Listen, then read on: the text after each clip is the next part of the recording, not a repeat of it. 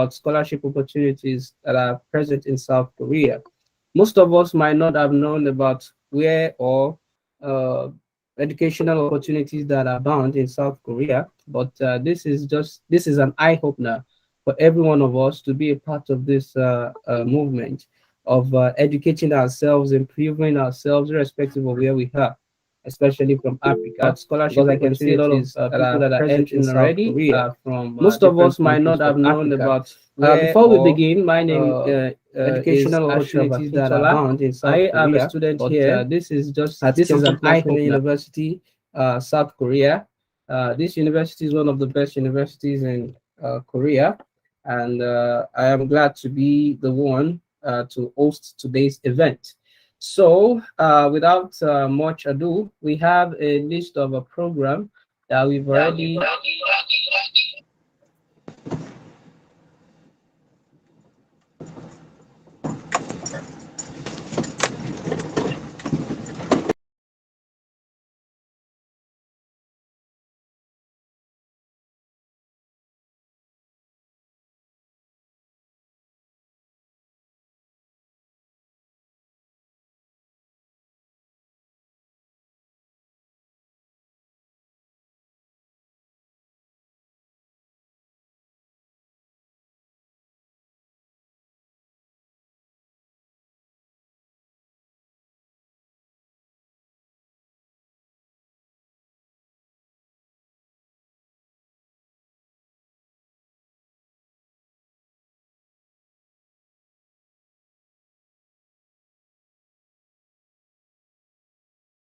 In the history of NSAKNU, and I'm glad that you and we are present here to witness this occasion.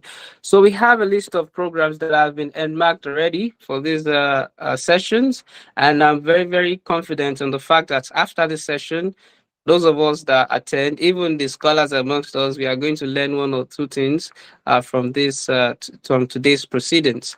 So to kickstart the program, I would like to start by the fact that there is a list of programs that we have already marked. And the number one on the list is that we would have a word of introduction from the president of the Nigerian Student Association here in Korea, in person of Engineer Rabiu Anis.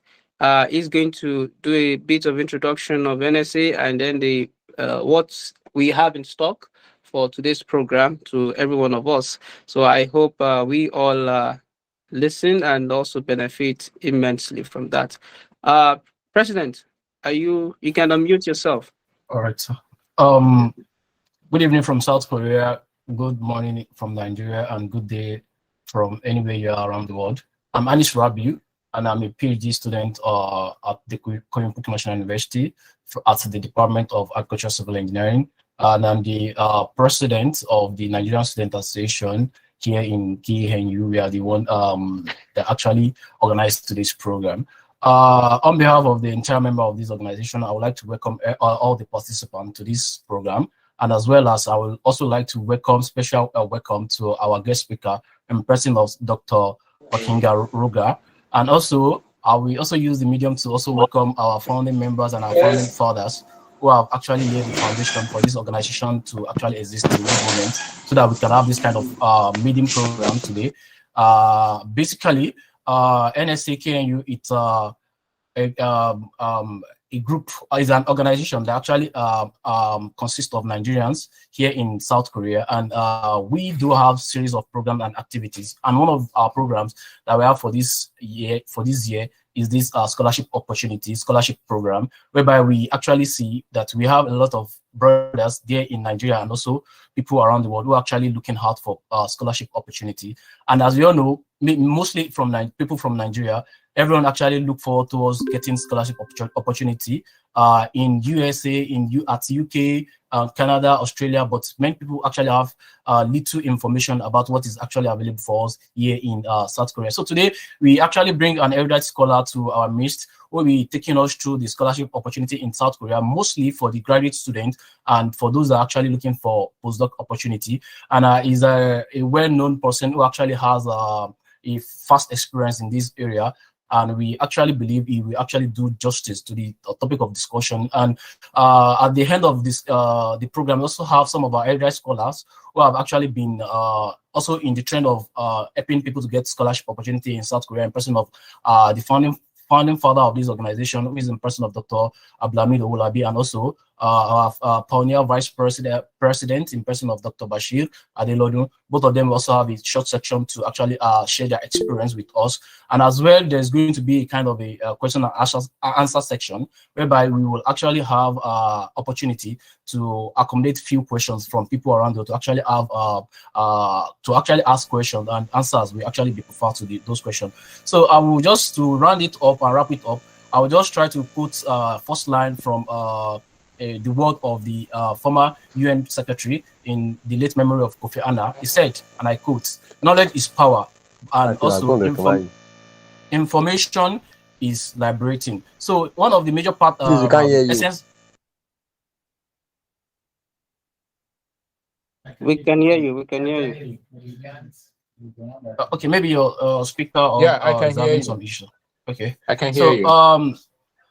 Okay, thank you. So I'd like to borrow from the word of the former UN secretary in person of Kofi Annan, blessed memory. He said, and I quote, "Knowledge is power and information is liberating." So the essence of this program today is just all about information. We just want to try to see how we can enlighten ourselves with relevant information about scholarship here in South Korea. And we so much believe that the program is fully loaded with experienced scholars who are very fast in getting scholarship. They actually know better about scholarship opportunity in South Korea, from graduate students, from masters, doctoral scholarship opportunity, and also as well as postdoc researchers, or also maybe assistant professors. So they have very fast experience. So I believe the information will be so much useful, and also it will actually update many of us who are actually looking out for scholarship opportunity in South Korea or somewhere around the world. So I believe this section will be beneficial to every one of us who have actually joined today's program, and also the organizing committee. I also like to welcome them for the job well done they've actually done to put up this program. So on behalf of the Nigerian Student Association of Greenfield National University, I hereby welcome every one of us to this maiden edition of scholarship program opportunity in South Korea, organized by NSA. Thank you so much. Thank you so much. That deserves an applause. So thank you so much, sir, for the warm welcome. I think by now we would have had an idea about what we're about to benefit in today's session. So without much ado, before we delve into discourse of the matter, I can see some hands have been raised already, and I would like to, maybe the admins have selected, maybe they've been able to answer to their queries, or I can see a lot of hands that have been raised. For example, Ibrahim Badmos. So you raised your hand. So if you have any comment before we start in earnest, so please go ahead. Or Usman Ahmed, and one other person is raising their hand. Okay. Sorry, sir, I think the question should be after the session. No, probably the raising of the hand probably had to do with maybe an information they want to pass or something. You have to consider the fact that some people might have raised their hands unknowingly that they did, because nothing So happens the admin, people to ask questions. Okay, the admin said that if you have any question or query, you can send it through the chat, so it will be attended to, God willing. So that's the key for us to begin in earnest. So before I begin, I would like to do a little bit of introduction about resource person today. Although we might not be able to get the name pronunciation correctly, I'm very sure he's going to pardon us for that. We are very sorry about maybe we are murdering the pronunciation, the correct pronunciation. So, but Dr. Rogers, Mr. Olayinka, please mute yourself. Admin, please take control. So, Dr. Rogers is an early career scientist, and is the right round peg that fits the round hole for today's event, because he has a scholarship YouTube channel.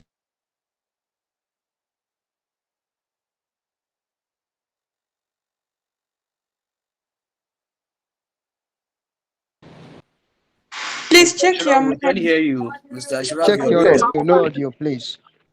You have Thank unmute you so yourself, sir, much. please. I've seen it. So, Dr. Wankwa is an early career scientist and a scholarship. He has a scholarship YouTube channel with the name Dr. Wankwa's Mentorship. And I'm very sure he's going to provide us the link to the YouTube page as he's presenting and also at the end of the class. So his research interest is in soil carbon and nitrogen cycling, and is also into soil microbial diversity and interaction, climate change and development, soil respiration and its influence, afforestation, reforestation, and cropping variability, and agriculture as a whole. So he is well versed in this area of scholarship for graduate studies and postdoc positions. And I've been getting a lot of questions regarding, okay, this discipline, this is my discipline welcome in Korea? Is it welcome in this or that? So these are questions that I'm very sure that he is going to undo and treat appropriately while he's doing his presentation. So I will use this medium within the next minutes, and I'm very sure this is what we came here to do. And also the after that, I'm very sure there's going to be beneficial discussion after his presentation. So I would like to invite to the podium our doctor, erudite scholar, and resource person for today's event in person of Dr. Wainkwa Chia Rojas. And I'm very sure, please do justice to helping us correct the way we've murdered the right pronunciation. Thank you so much, sir. You have the floor now, sir. You can share your screen. Okay. Hello, everyone. Yeah, hello? Yeah, we can hear you, sir. Yeah, you. Hello, we Okay, can hear you. great. Yeah, we can hear Okay, you. okay. All right. Good First morning. of all, before I share my screen, I would like to thank the National University Nigerian Association. Thank you very much for providing me with this platform to share stories, to share ways on how you can go about to get scholarships in South Korea. It's something that I love doing. It's a passion. I've benefited a lot from it, and I also think that so many people out there, not only Nigerians, anybody out there looking forward to come to South Korea to study, to work, scholarships are the best way to come here. And also, Korea is really open right now to receive a lot of people, especially research scientists, to come and work. But so many people don't know about this information. So I'm going to share my screen right now, and then let's get right away to it. Okay, just a moment. Okay.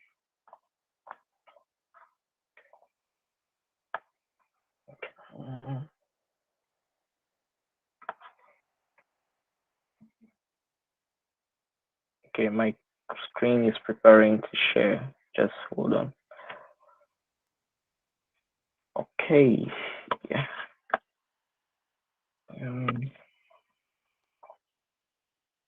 Okay.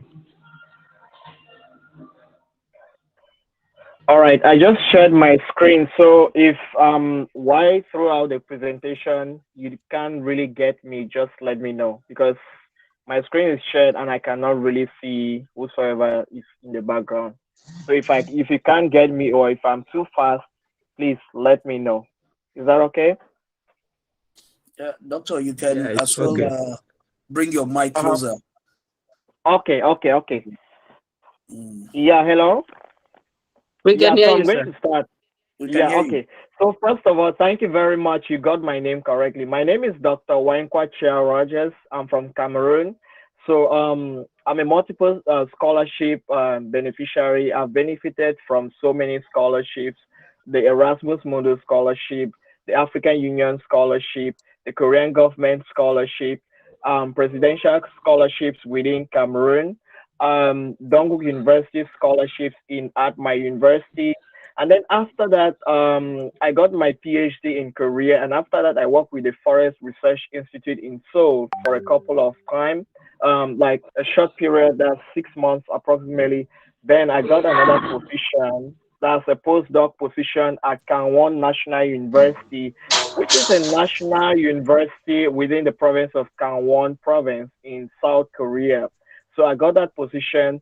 Then I worked as a postdoc researcher for 1 year, and then after that, I was promoted based on my excellent performance into a research professor. So currently, I'm a research professor at Gangwon National University, and my area of research interest is basically into soils contamination with microplastics, and also like the presenter said before, I'm interested in on groundwater contamination. So anything that has to do with how you can mitigate soils and have make them suitable either for growing crops or climate change mitigation. That is my area of expertise.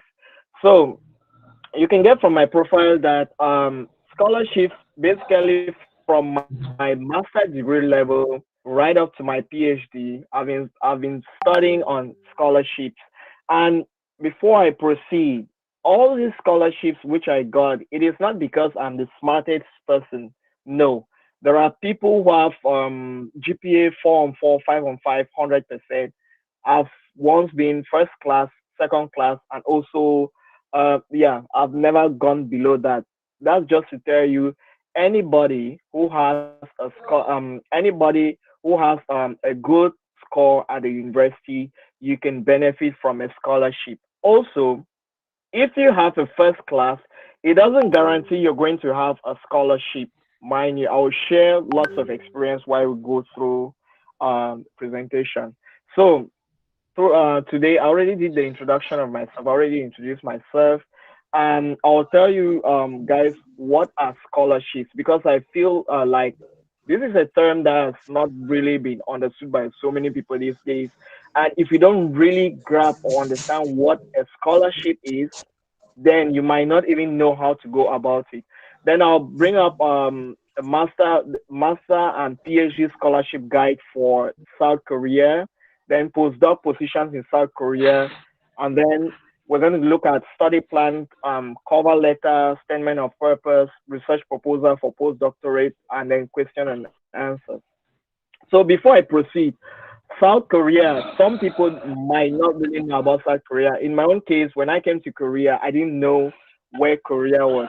I couldn't tell the difference between Korea, China, and Japan.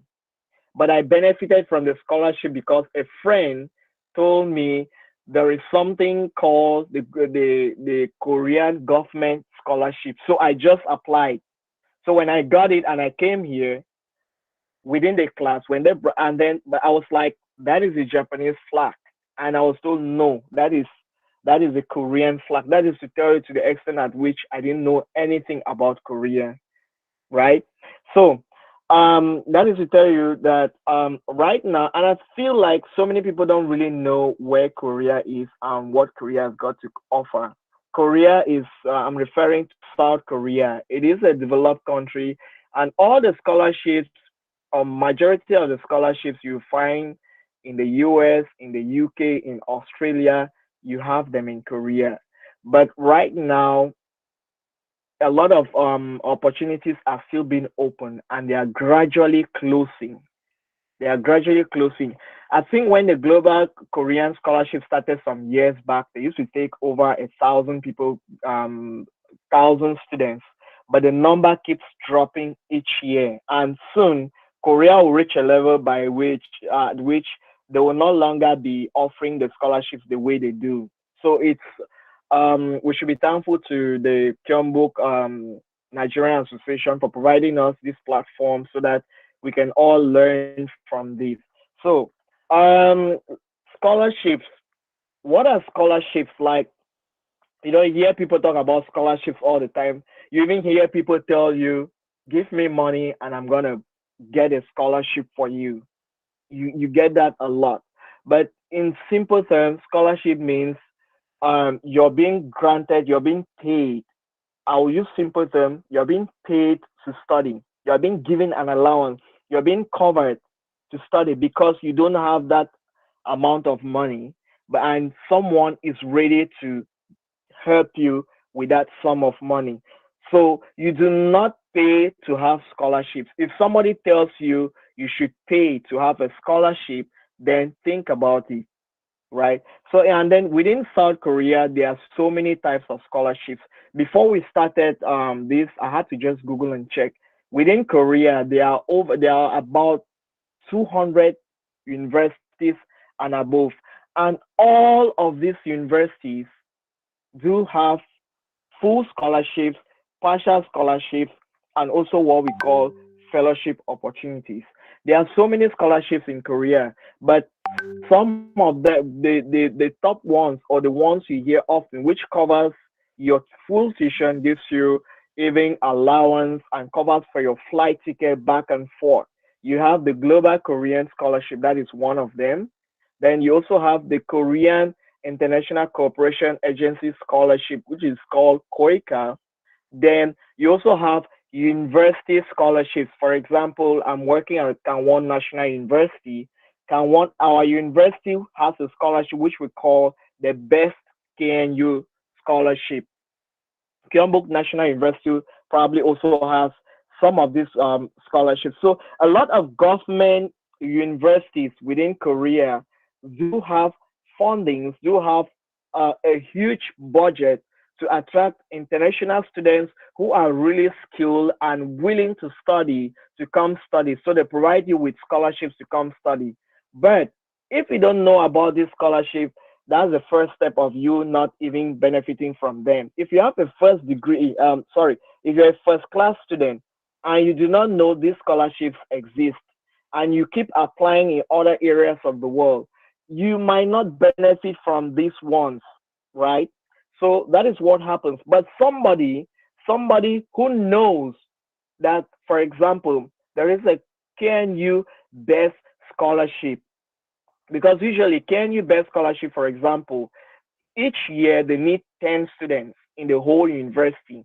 So if within the 10 students, there is what we call, there is gender balance, and then there's geographical balance. All these details, they will not tell you, but being someone who has been into scholarships most of the time, I know all of this, and sometimes we look at the statistics.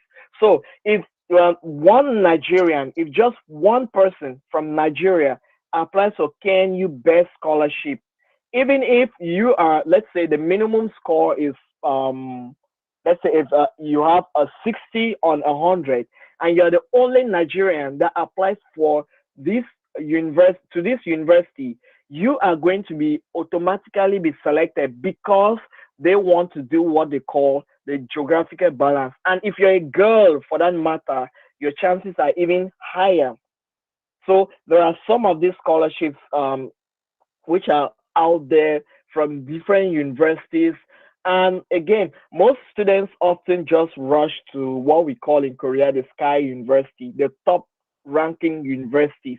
But mind you, most universities, or almost all of them, have a similar curriculum, and all of them are well equipped. For example, if you're into science and you're being admitted into a program within Korea under a scholarship, you don't need to worry about fundings. You don't need to worry about equipment. They will always have it. So you have the fully funded scholarships. You have partially funded scholarship. There are some universities, just by having admission within your first year, your tuition is fully covered for. So you benefit from that. There are universities like that within Korea. And then you have what you call fellowships, which are opportunities that last for a few months to maybe several years. And these are usually to help students to broaden their knowledge. Especially for the PhD students, you have all people who just got their PhD or currently doing their PhD. You can have a fellowship of just 6 months where you have the opportunity to visit a lab in Korea and do your studies. And usually most of them, you don't pay a dime. The only thing you will pay for is your data wheresoever you are to access the internet and apply. Then I talked about full scholarships within Korea. You have the Korean government scholarships, KOICA, and then there is also one, because often you hear some people, like some candidates will reach out to you that is it only science majors that do have scholarships? No, there are people who are of the people of the social sciences, the law.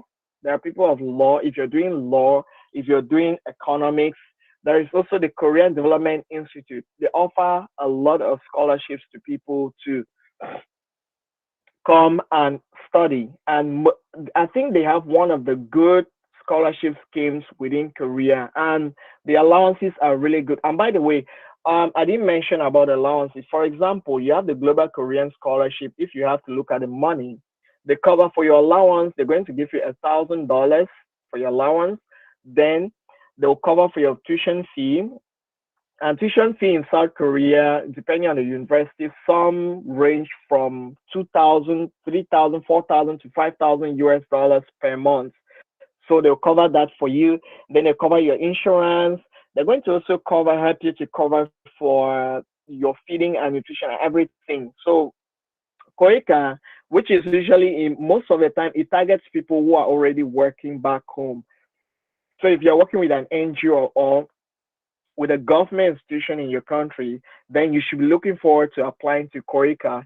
And it's also good because KOICA covers everything. It pays you for your accommodation. It also pays for your tuition and everything. So comparatively between KOICA, which is KOICA is the second one, which is a Korean Institute, International Cooperation Agency Scholarship.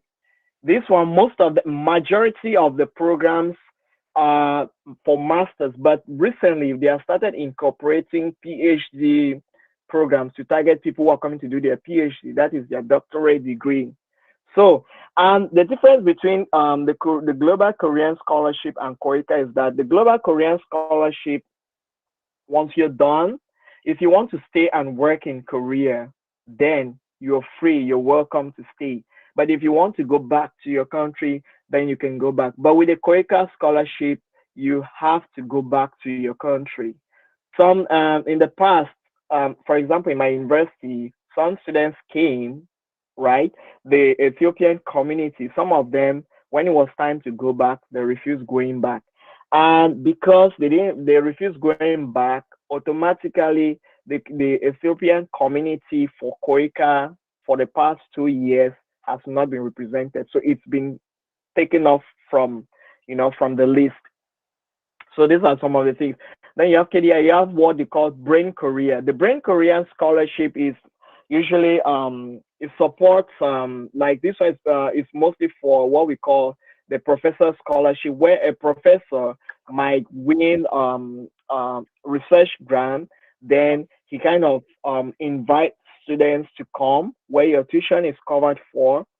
Then your allowance, you're given an allowance, and it is based on a negotiation between you and your professor. And this one, the Brain Korea has a downside and a positive side.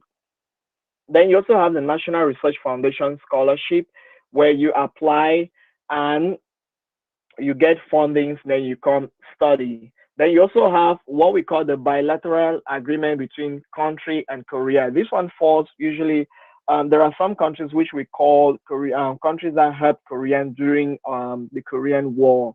And I don't know if Nigeria is part, but that's something to verify.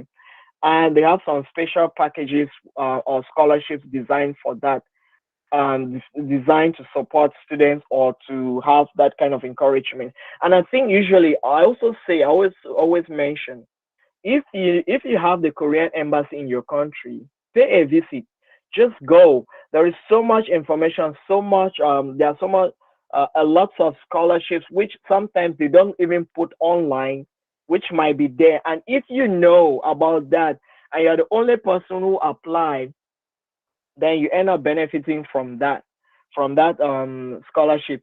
Then you have what we call full university scholarships. There are some universities, like I mentioned before, which have full scholarships, also scholarships based on academic performances. For example, you have Seoul National University has what they call the Presidential Fellowship. You also have the Kangwon National University.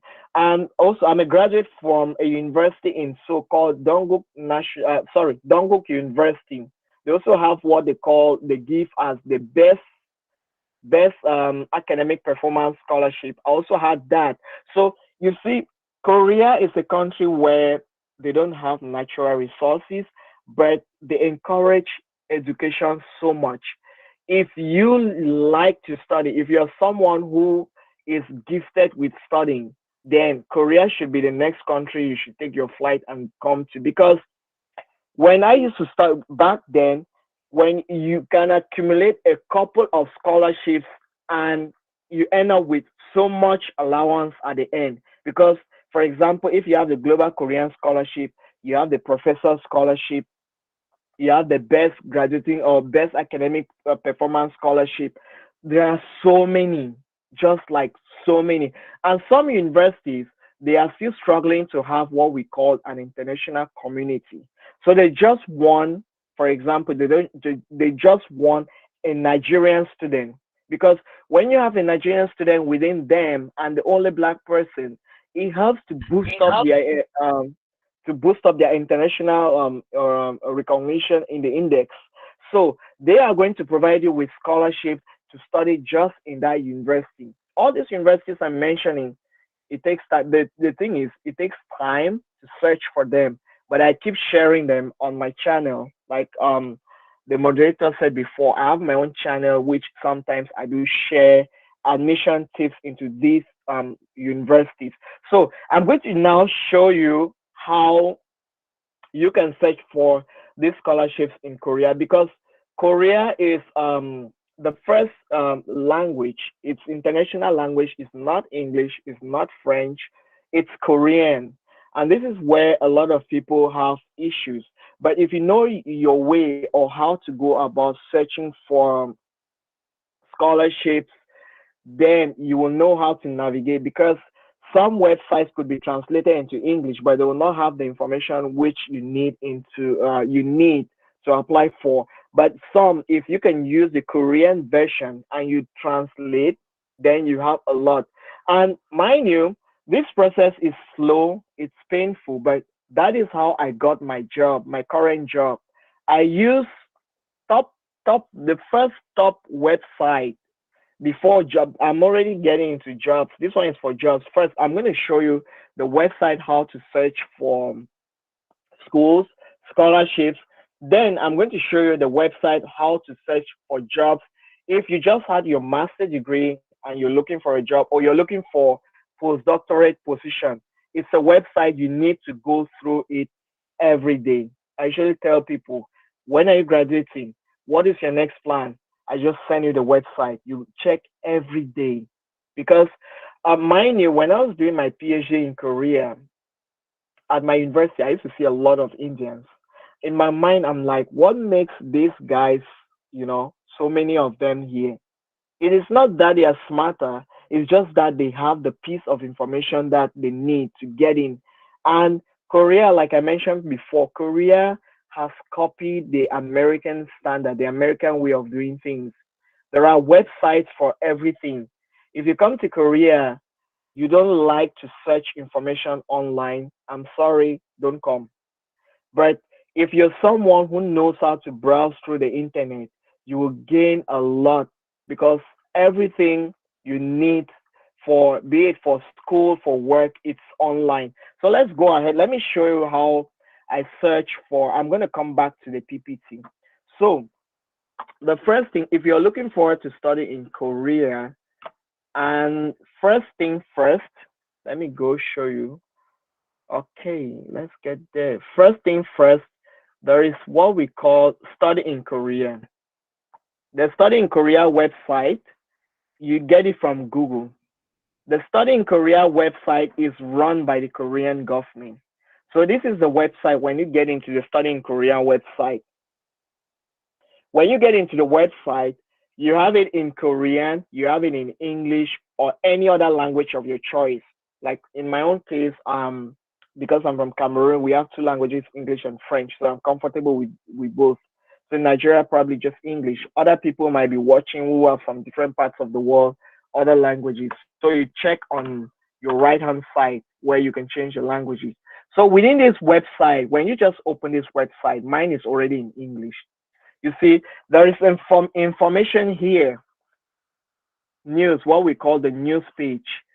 It gives you information about scholarships which are currently coming up, which are ongoing. It gives you information about jobs. Like currently, I just opened this now, and it shows that there is what we call the Korean Japanese government scholarship. Like I mentioned before, there is government bilateral agreement scholarships. So this one is a Korean Japanese scholarship. So it targets just Japanese students for master's or doctorate program against spring 2023. So admissions will be ongoing within October. So admissions, scholarship applications against spring are ongoing right now. So when you come here, you have all the information you need. The application guide, the application form. It is the same website you're going to use when you're looking for scholarship, when you're looking for the Global Korean Scholarship. And again, this same website, from this same website, you're going to see even schools that are currently offering admission at the moment. You see from the bottom here, you see schools that are offering admissions right now. And you also see here, these are them passing. Yeah, these are school. This is in Korean, but in Korea, you have to try as much as possible. Just use your phone, or sometimes you screenshot, and then you can translate between to Korean to from Korean to English or English to Korean. So these schools here right now are currently, they will show you the date of admission, because I usually get a lot of information from people asking when is admission ongoing, when are scholarships ongoing. All this information, you can find it online. And the thing with Korea is that life here goes fast. Like it really goes so fast, and people are usually so busy that when you come up with a question to ask somebody about something, the manner of approach, and if you ask it, for example, when is admission for your university? Okay, I'm just gonna send you a link that this is admission is ongoing here, because I have a website. I had Gmail account. It's full. It's currently full. And coupled with the people that reach out to me privately, and I think my brothers too from Cheonbuk National University, they experience the same. When it is admission time in Korea, lots of mails come in. But the good thing about this webinar is that you do not need to contact so many people. You can just come here by yourself, sit at the comfort of your space, you check the school, you go through it, you check the scholarships they have, you check whatsoever you have. If you come up to somebody with the questions, oh, I found they offer this scholarship, and they said they need topic. What is topic? Oh, yes. Then I'll quickly tell you what is topic. Topic is test for Korean as a foreign language. Those are the kind of questions I love to do, because everything I do, mind you, I do it for free. I don't charge, because I've benefited from so many scholarships. So I just feel that any other person out there has to benefit. You never stop somebody, because you never know whether it is his or her time to benefit from a scholarship. And mind you, before I continue, I help a lot, because when I had my first scholarship to travel out of Cameroon, at that moment I didn't have a passport, and I needed to get my visa from Nigeria.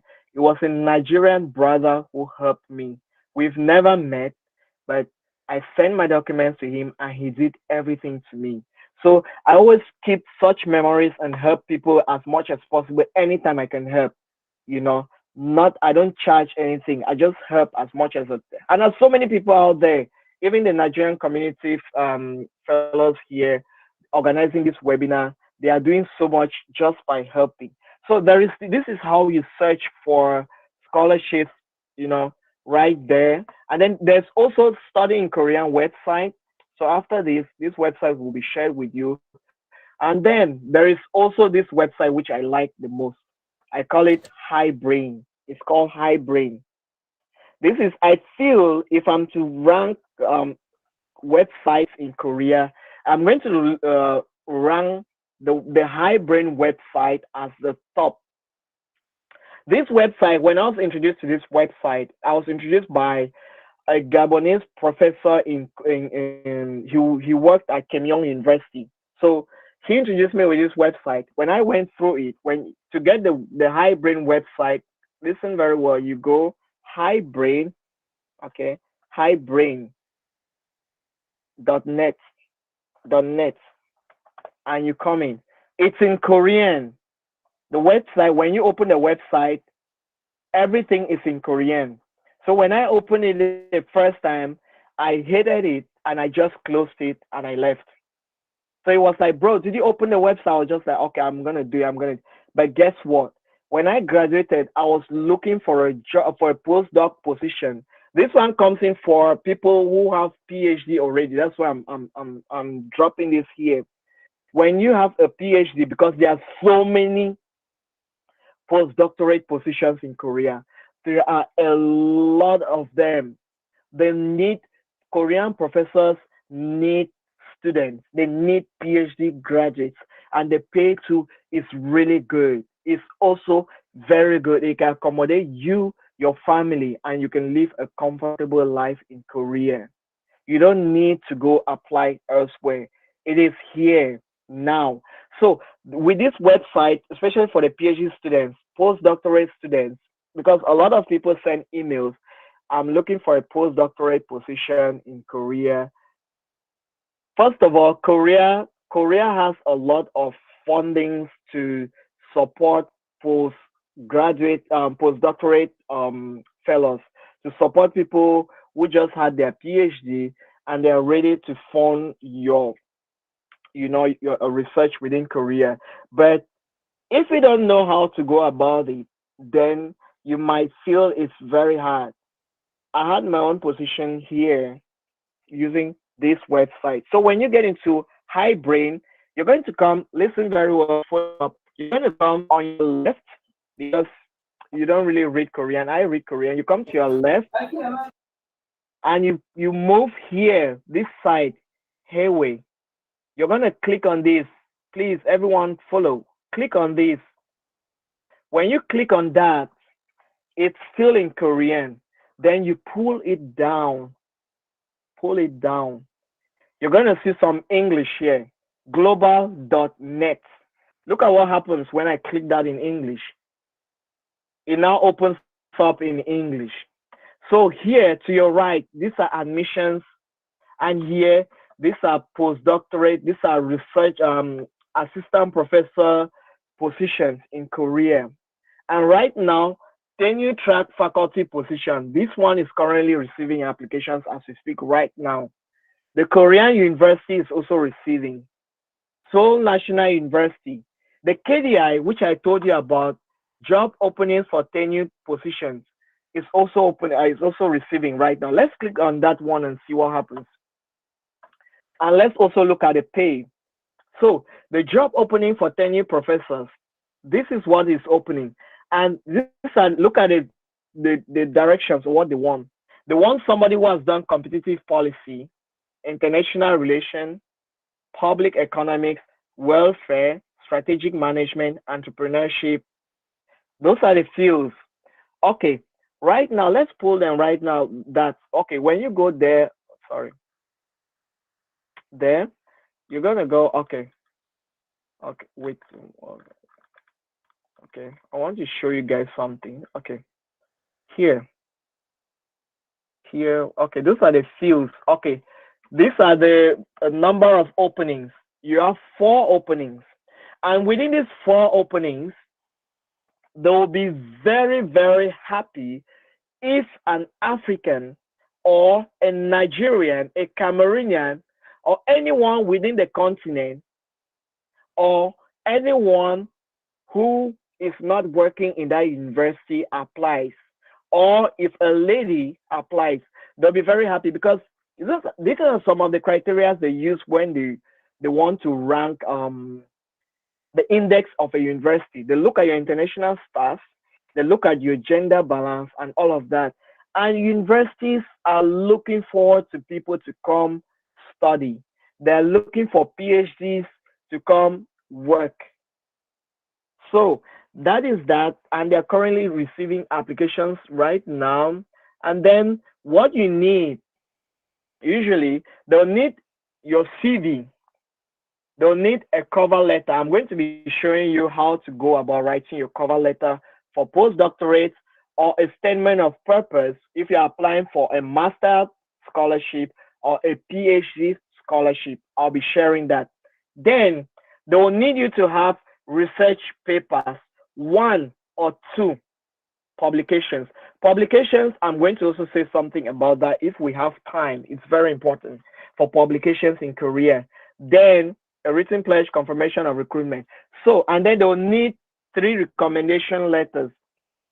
Please, while I'm proceeding, keep a good relationship with your teachers or your professors, because Korea, they don't joke.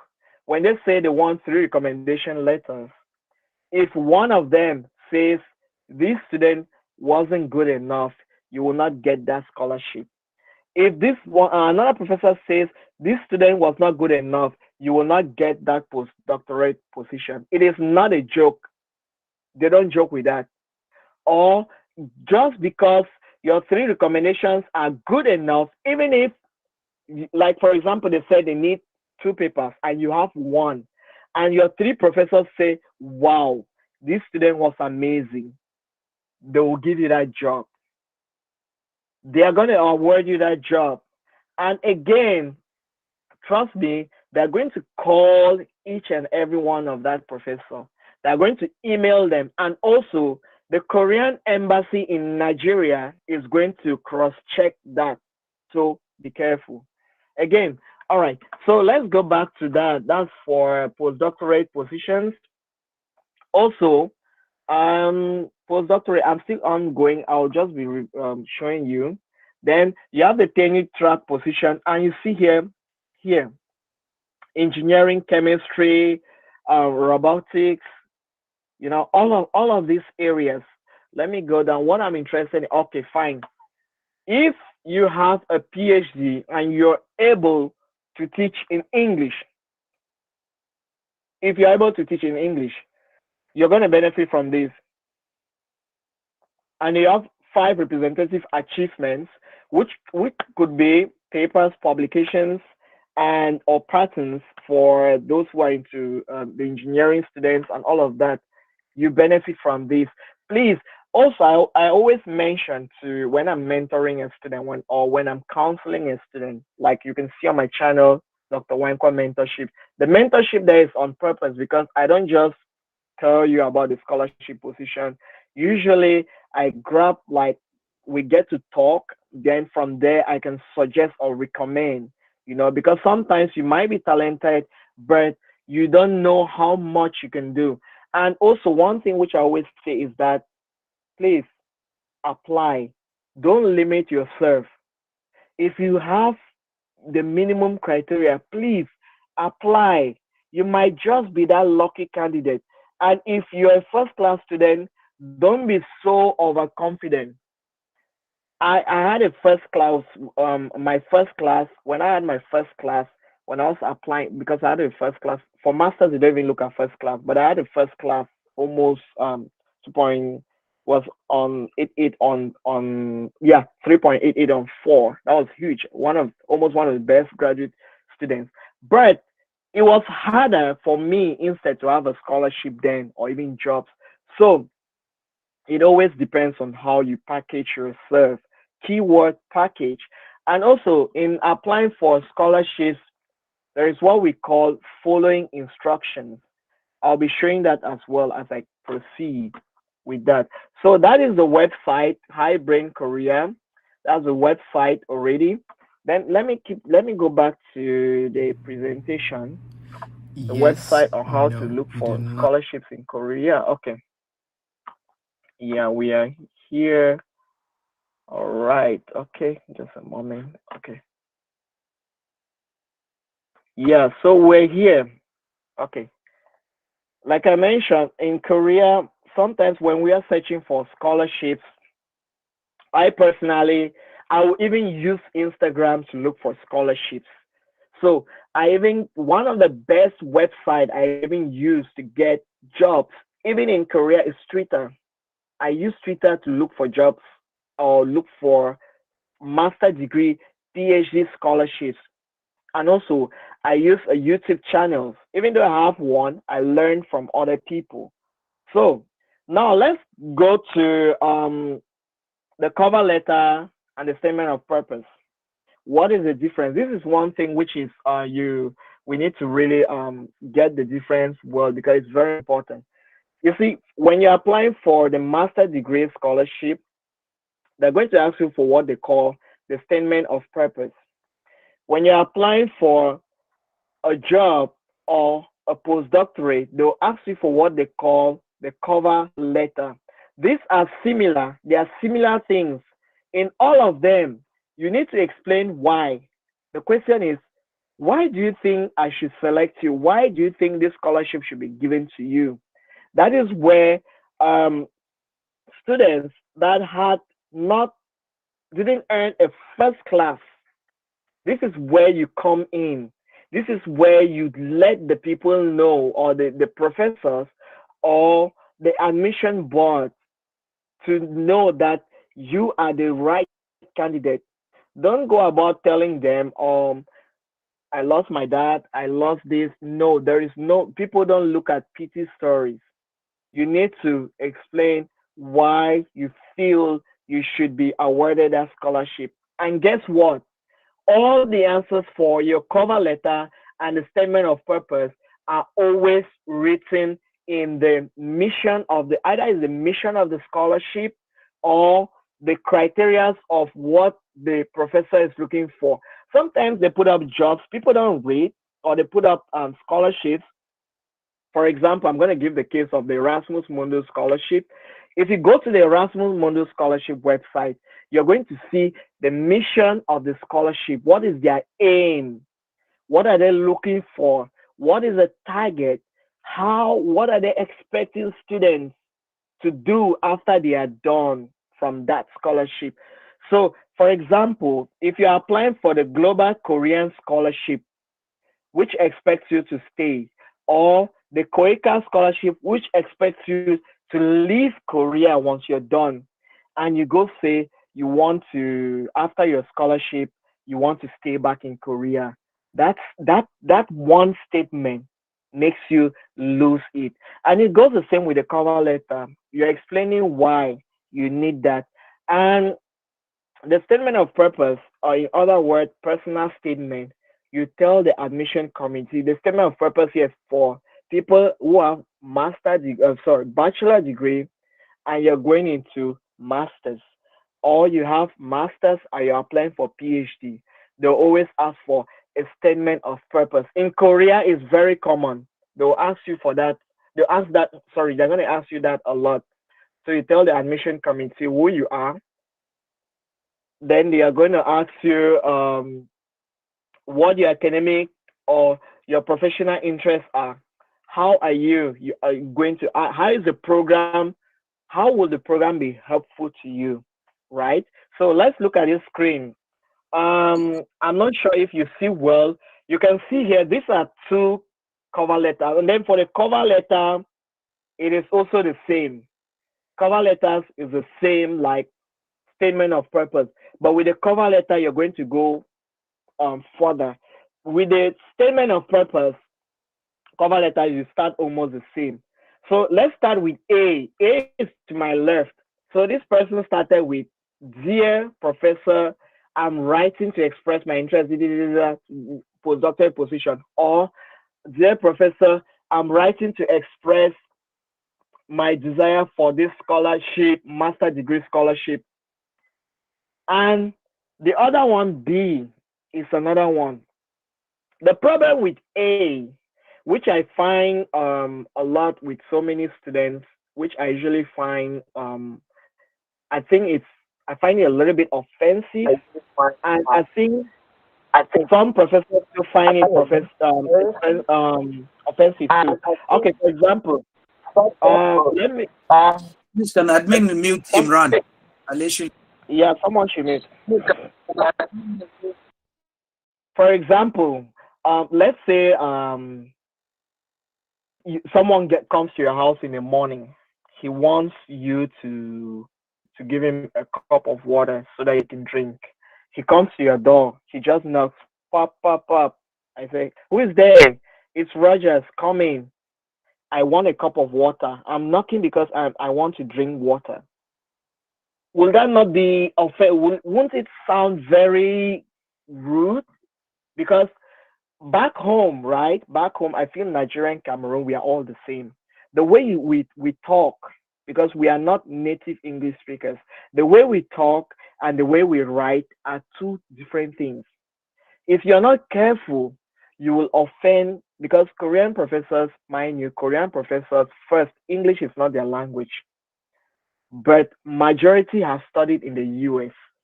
So they have the US culture and they have the Korean culture. You try as much as possible not to offend a professor. And mind you, per day, most professors in Korea receive over 10, 20, 30 emails. So you have to impress him. You have to come in as polite as much as possible. So if you just come in and you're just stating why your interest, like it, to me it comes a little bit offensive. Come first, introduce yourself, tell who you are, because by telling who you are, we'll say, oh fine, oh this is, oh wow, I mean, you said you're this, my name is this, let's say I graduated from the University of Ibadan and I have a PhD in this, and I'm this. That statement is very catchy. It gives the person an interest. Oh, fine. Oh, this person is the best graduating student in school. Oh, okay. Yeah, let me see what he has to. But when you start, I'm writing to express my sincere interest in you. If it makes it's rude and it's boring and it makes it the professor to be unfair. He's just going to toss your paper aside. Or if it's in a day when he's not in a good mood, he's not going to read your paper and he will not get back to you. And probably you might have spent night days putting or coming up with that. So it's very important, be it a statement of purpose, be it a cover letter, please always introduce yourself. If you're not a first class degree graduate student, say, for example, my name is Rogers, I'm from Nigeria, and I graduated from this department, and my research, I did my master degree thesis on this. Or my name is Peter, I'm a graduate from Ibadan University, one of the top or best universities in Nigeria. And mind you, you might say Ibadan, and I don't know if I'm correct well, and that professor might have had a classmate in the US who is from that university. Just by seeing that statement, it would excite him and he's going to read further. So the opening statement is important. First, be it for cover letter or statement of purpose, introduce yourself. Secondly, then now you can come in and express why you're contacting the person. That goes the same for the statement of purpose. My name is this Rogers. I'm a graduate from Dango University. I worked with this. My supervisor was this. Okay. Second paragraph, I'm writing to express my interest in a postdoctorate position in forest restoration ecology. I am interested in this, this. I have a Master of Science, this. I have 3 publications. I have 4 publications. I have 7 publications. You mentioned that. If it's for masters, you say you're applying for a master's. My name is this. I'm a first class. If you don't have first class, I'm a graduate from University of, let's say, University of Lagos. Okay, and I did my bachelor's degree thesis in this. My supervisor was this. Then the second part, you now explain why you are contacting the person. Then after that, now you can put a little bit on a little bit of explanation of what you study for your masters. If you That's a statement of purpose. If your PhD, you're going to a little bit explain what you study for your PhD. Then you should come in, if you're applying for master's PhD, explain how will that scholarship benefit you. And most scholarships, check this out, most scholarships, like I said at the beginning, it's very important you know what a scholarship is. Always use this statement. I love using it. I'm applying because I feel that this is for master's students. I feel after learning what I've learned for my bachelor and volunteering, there is a need for me to do, go extend my study further, because I feel it's a skill that is limiting in this area within my country. Wow. Then now they'll know that you're coming to study to fill that gap. You don't say, I won the scholarship because I lost my dad, I lost my uncle, and lost. People will feel sorry for you, but that is not a reason enough. When you start sounding emotional, you're not sounding professional, you will lose that scholarship. And if you're a PhD student, you say, okay, I studied this, I studied that. I think if I join your team, these are the skills I'm bringing. So this is where the difference comes in. With a cover letter, you're explaining the skills you bring in to contribute to that lab or that industry or that university.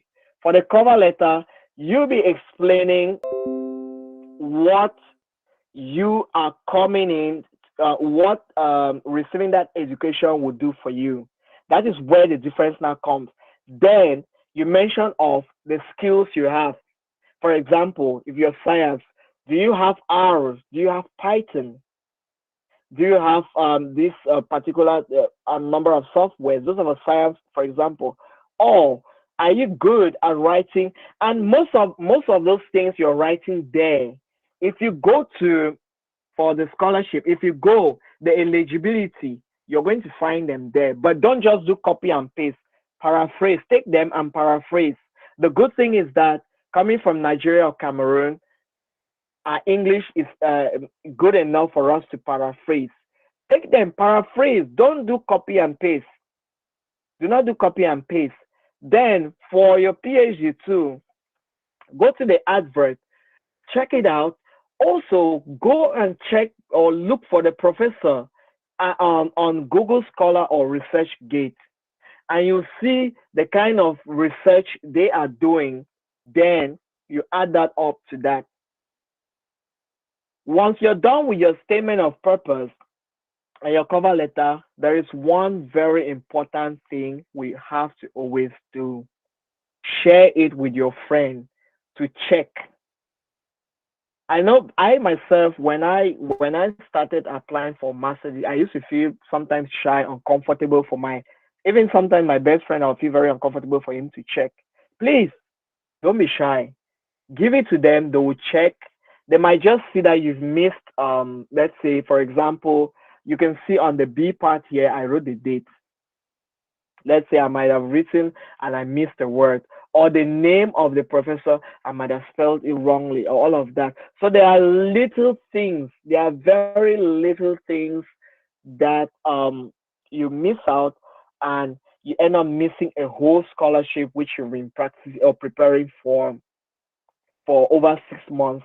And I have a story. My first ever scholarship to apply for was the German scholarship called DAD. I lost that scholarship, not because, here's what happened. In Cameroon, when you're applying, there is what we call confirmation of birth. So you have to provide a document to show where you were born. So I sent another person in another city to go do it for me. So when he did it, he swapped where I was born and put my dad. So I just took the documents and I submitted them. So when they checked the first, just that mistake, they just told me, I'm sorry, sir, but the academy cannot accept your documents. That scholarship I've been preparing for over 6 months. It hurt my feelings. It hurt my feelings big time. But guess what? After that, I started preparing more again and I started getting scholarships. Here's the part where they say you hear someone say, I had a first class, but they didn't select me. I don't think it's fair. No. Scholarships need people who are disciplined. They need people who are focused. They need people who are very careful. Because the thought is, if you cannot follow simple instructions, and they are bringing you all the way from your country, from Nigeria to Korea, and because they said don't cross the road when it's a red light, and you cross the road just because you could not look left and right, a car knocks you. So very little stuff like that will make you lose a scholarship, and very little things like that will make you gain the scholarship. Let me show you now with that. Before we continue again, I want to show. Let's get to. Please let me know if I exceed my presentation time because I feel there's so much to be shared. Let me. 7 minutes more, sir. Okay. Okay, 7. All right. Let me. Yes, Then sir. I'll just. Okay. Okay. Then let me just finish this one. Study plan. Okay. Let me just go with this. For the study plan in Korea, the study plan most of the time, for the study plans, like I said before, most Korean government, Korean scholarships, they already they have the fundings because there are some scholarships whereby it can be awarded to you based on your plan of study.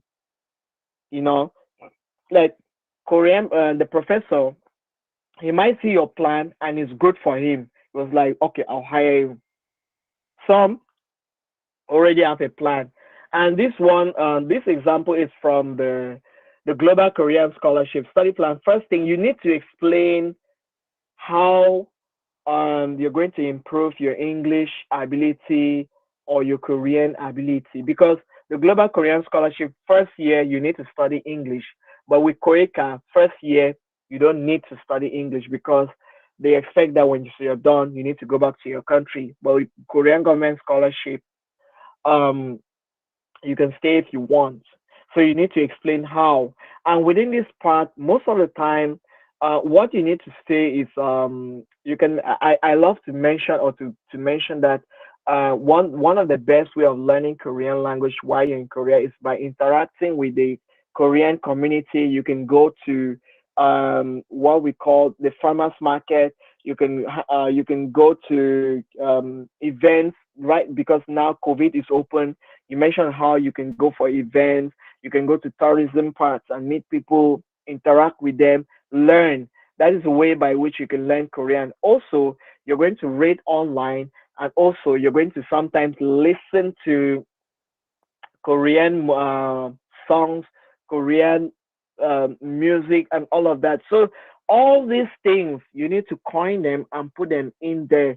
Usually, when scholarships are ongoing, when it is open, I'm usually available to when students write. I can always go through your material, help you to, to correct or provide information that can help you to write that. And there's so many also scholars within this platform which can help you. Please, when you're applying for any scholarship in Korea, if you know any Nigerian or anybody from your country who is here, reach out to them because they are like student ambassadors here. Whether you like it or not, they will help you so much in achieving a scholarship. Reach out to them, ask them for help. A lot of them will be very busy, but so many so many of them will be be willing to help. I don't think there's any student I've come across who will not be very excited to help a fellow brother or sister. Second, you need to mention the goal of the study on your detailed study plan. So what is the goal? And the goal here is always, like I say, how are you going to contribute or adding into the vacant space of information or knowledge? So if you're into agriculture in Nigeria, for example, and let's say you're into soils, because my area is soils, and right now you're studying, let's say, microplastics, how they contaminate soils, let's say in the Lagos region, and you think that you don't have enough equipment to do that, you can mention that the goal is to come here, learn the equipment, learn how to use the PCR or the microscopes, and then you use all of that to sort out your problem. So you're an expert in your field, you're an expert in your field, and you know what is lacking. And by the way, don't tell lies or don't exaggerate, because when you exaggerate, people who are reading, they are going to know, because usually during selection period, people from each country are being called to help in the selection process. So you would definitely have a Nigerian who is part of the selection board of the Korean Global Scholarship. You might have a Cameroonian, you might have somebody from other parts of the world. So the stories you tell, they know it. Even though we are here, I can still tell stories about Cameroon. I know my country. Nigerians here know. So the goal of the detailed study, and then also for COICA, this is one very important point. When you're writing the goal of your study plan, for those doing COICA, it is expected you go back. You can go and then apply and come back, but do not mention to them you want to stay when you're done. It's a big no-no. But for a global Korean scholarship, you're still welcome to do that. And I think, okay, yeah, for the research proposal for postdoctorate, this is what I have to say. Korea has a lot of budget. There is so much budget. So most projects you're coming to study within, you will not often be taken based on your proposal, like it is in other countries where you write a proposal and you go out there, and majority already have projects which they want you to come fit in and work. So you can, and then once you are accepted, they'll ask you now to write a proposal for what you're going to do. Like in my own case, Doctor, sir, yes, sorry to cut you short. Could yes, you reshare your screen, please? pardon? I heard there was a disruption. It's Could you showing. What reshare happened your is like screen? people have to pin it to their screen. Okay, I'm not. Is it not showing? The screen is showing from my angle. I'm It's seeing the showing from screen. my end too. It's I'm showing. also saying what I It's from your device. it's from their device. They have to click on the pin Is button. it is it Probably is it okay? Yeah, yeah, the Is screen it is okay? shared. It's okay. Yes. pretty okay. Oh, sorry if some people couldn't get that. So for the hello, Please, yeah, if we have any suggestion, please forward it to the admin, please, so that it okay, won't okay, interrupt the presentation of presenter, please. okay, Thank you. okay. So for the research proposal, for postdoctorate, that could be a whole, PPT on its own. But what I have to mention is that if you're looking for a postdoctorate position in Korea, in South Korea, the website I shared, High Brain Korea, please go through it. And then there are three things you need to prepare. You need to prepare your CV, which is what some people call the resume. You need to prepare your cover letter, which I just showed on how you can write your cover letter.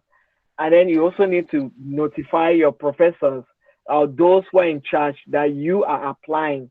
The third one can come in after, probably it will depend on which position you're applying for. That is how you go about applying for postdoctorates in Korea. For your research proposal, often they will not expect you to provide a proposal unless for the Global Korean Scholarship where you have a research proposal for postdoctorate. But in a research proposal, the format you follow is just the same, like almost writing a thesis or a paper, where you're going to have introduction, material and methods, your expected outcome, your research schedule. Before you join a professor, do check with your lab, or you can ask a fellow Nigerian who is currently in Korea with a lab to, to tell you more about their lab. Then you can send what we call a cold email to the professor. That's also something which some other time, if I have time, I'm going to show you how you can email professors in Korea and catch their attention. Because in my own self, let me prepare the PhD students. When you graduate, before you get your first job, if you're not, you need to send over 50 mails. It's normal. Do not be discouraged. Keep sending them. Send them and keep sending because you never know when you have it. And you will not, the effort cannot be, underrated. So keep doing that. I think I heard I had less just 7 minutes. So let me stop here for now. And then if I have time, I'm going to show more. Thank you. Okay. Thank you so much. Thank you so much, Yeah. Doctor, for the presentation. Okay.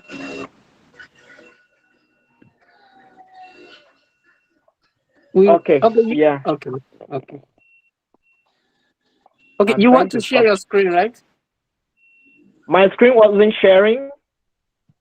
Yes, because we had a glitch. However, okay. Thank you so Oh, much. oh, Thank you so much, okay. Doctor, for the wonderful presentation.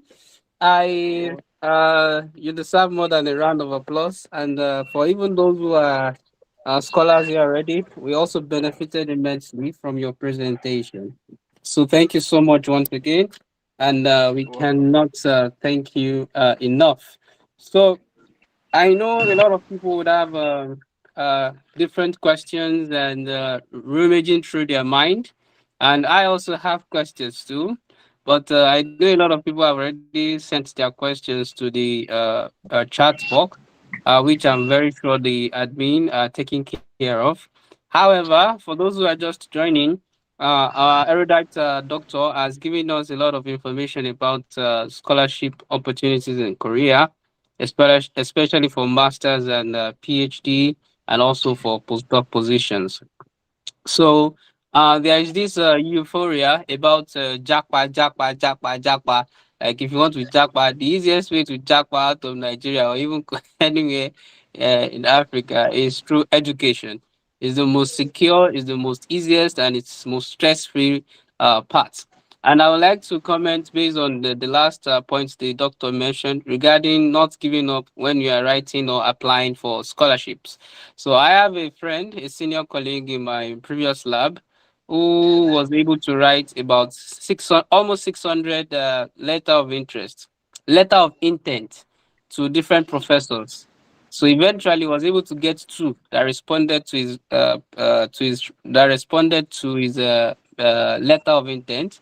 And out of that two, one eventually took him in as a master's student. He's now a PhD holder from he graduated last semester. So that is to show that if you are going into the business of applying for scholarship, it is not just for the faint-hearted.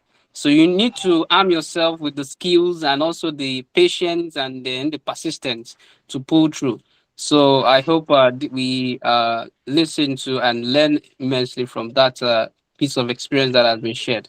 For every sentence that our professor, as our doctor has made, there are words are pregnant. It is pregnant with experience. I'm very sure of that.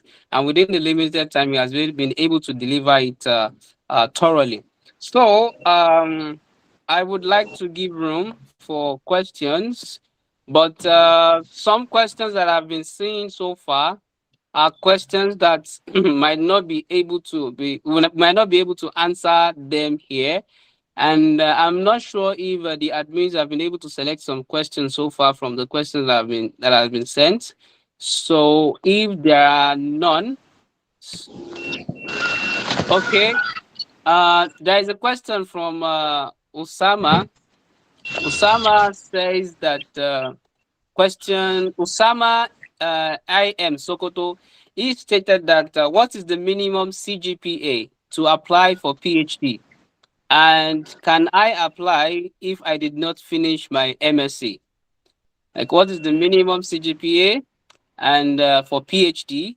And can he apply if he has not finished his MSc? I think we can be taking it one after the other. Thank you so much, Doctor. All right. Thank you so much, Mr. Moderator. Thanks a lot. Yeah. Yes. Okay. in Korea, in South Korea, the CGPA, which is GPA, is on a total of 4. I don't know your total in Nigeria. It's on a total of 4. So They have 5, some 7. yes, okay. It's on a total of 4. Minimum, for example, the Global Korean Scholarship, the minimum GPA to apply is 2.6 on 4. That's a 2.6 on 4 minimum GPA to apply for masters, and I think same for PhD. But here's the thing: with the Global Korea, with the scholarships, remember it's a competition, right? If you're applying for, because there's country selection. I'm going to take the example of Korea and Global Korean Scholarship. There's country selection. If they need, because each year when the scholarship is announced, they tell you how many students they need from Nigeria, which is what they call a quota. If they need 4 students from Nigeria, and the minimum GPA is 2.6, within that with the 2.6, are you sure you're going to be part or among the students that will be taken from Nigeria? That's one thing to consider. Secondly, even if your GPA is very high, there are some things you can do to boost it up. One, they will need you to have TOEFL. This is where the TOEFL now comes in. Either you have TOEFL or IELTS with a high score, or Korean language. Sorry, I think a couple of friends have said Koreans. Sorry, a lot of people in Nigeria are now, studying Korean back home. So if you have TOEIC, it's another one, and then another one. If you have publication, wow, great. If you have publications just for masters, just one publication is enough. By publications, you're going for the SCI 1 or SCI, we call it SCI 2 journals or that.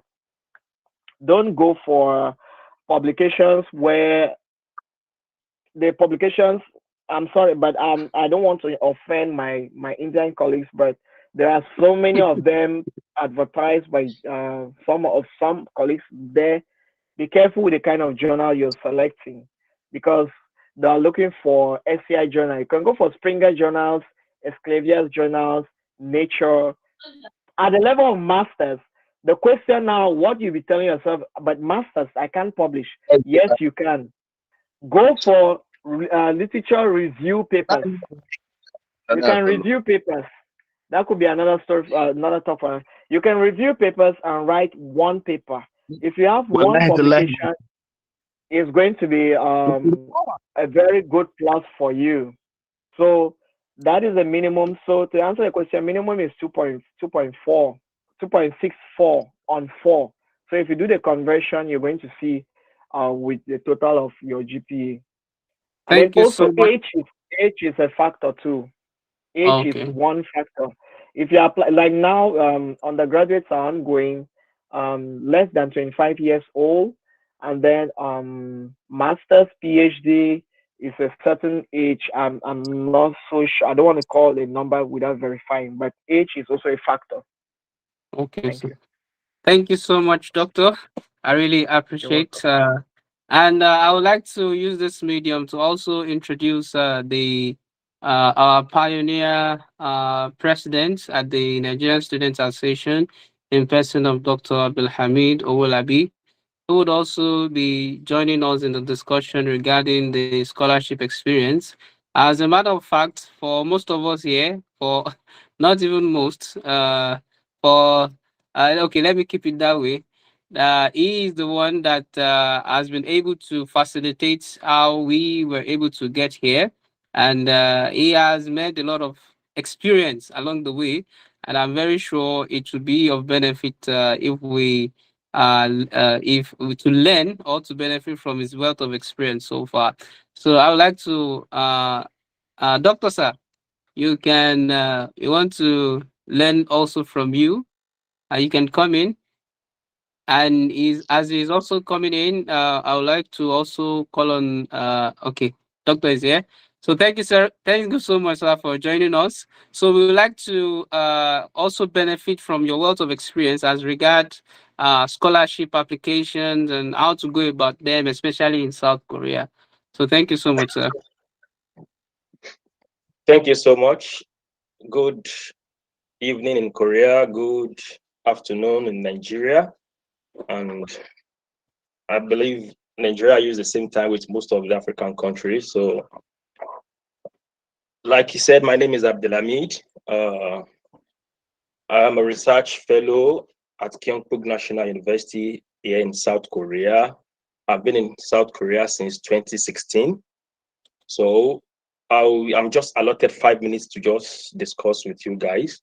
First and foremost, I want to say congratulations to each and every one of you for making this a reality, especially to the organizers, and congratulations to the president, the present president, in person of Engineer Anis, and your ESCOs as well. And a big congratulations to all the participants, because what you are getting here for free, it is being sold out there.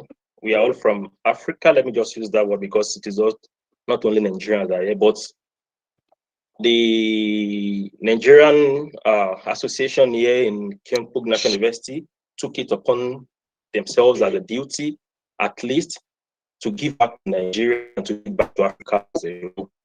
So, without wasting much of the time, I will just tell you some of the few things. Basically, I'm going to base my discussion within this space of 5 minutes on two things. Number one is, actually, Dr. Rogers, sorry for not greeting you, Dr. Rogers. Thank you so much for the presentation as well. Doctor has said so many things about not having full confidence on what you have. Maybe if you have a first class or a 2-1, yes, it is good to have a first class. You should always aim for the top. And at the same time, if you have maybe the normal one that we call 2-2 in Nigeria, you shouldn't be saddened, especially if you want to go into the research area. And at the same time, then another thing before I start, it is an advice. The what's it called? The issue of Jakpa is the normal thing in Nigeria now. Like the what's it called? Mr. Ashraf already said, it is the easiest route if you want to move out of Nigeria. But the truth is, if you are not research oriented, as you Jakpa in other country, you Jakpa back to Nigeria. That is just the bigger truth, bitter truth.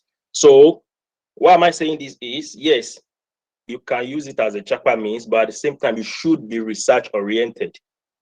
And some of the things you see on social media, they are not as it is. That is just the bitter truth. People will be showing so many pictures.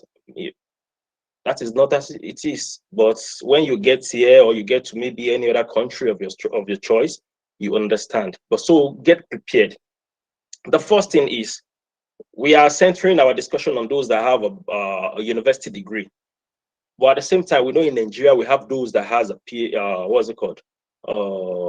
Their degrees in HND, especially in the science field.